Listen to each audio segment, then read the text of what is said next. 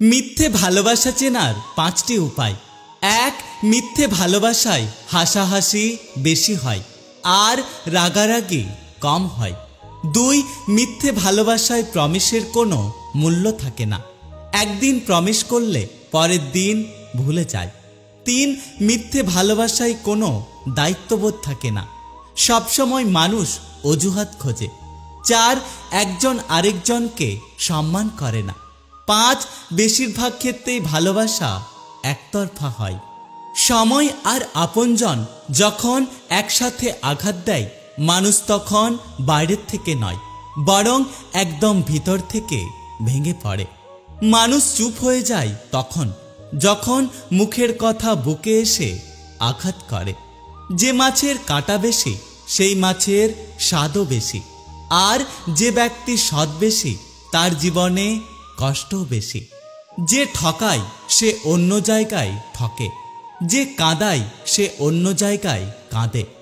আর সবার বিচার অবশ্যই হয়, অপেক্ষা শুধু সময়ের। সবথেকে সুন্দর সম্পর্ক হলো দুটি চোখ একসাথে খোলে আর একসাথে বন্ধ হয়, একসাথে কাঁদে আবার একসাথে ঘুমায়, তাও আবার সারা জীবন একে অপরকে না দেখে।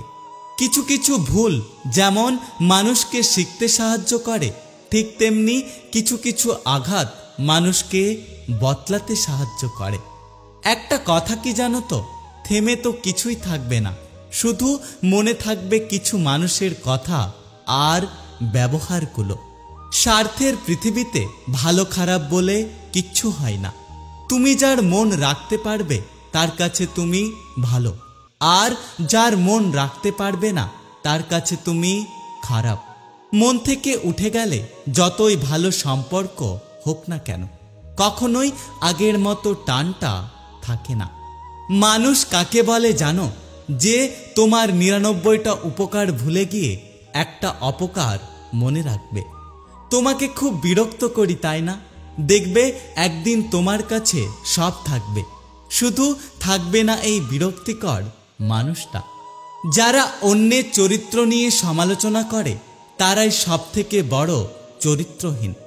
পাশে থাকার অনেকেই আছে, কিন্তু বুকের বাম পাশে থাকার মানুষের বড্ড অভাব। প্রতিটা নারী সমাজের কাছে ততক্ষণ ভালো যতক্ষণ সে চুপচাপ সহ্য করে। নিজের বাড়ি ভালো হোক কিংবা খারাপ হোক, নিজের বাড়ির মতো শান্তি রাজপ্রাসাদে গিয়েও পাওয়া যায় না। সময় সবারই ঠিক পেরিয়ে যায়, মনে থাকে শুধু কিছু মানুষের ব্যবহার।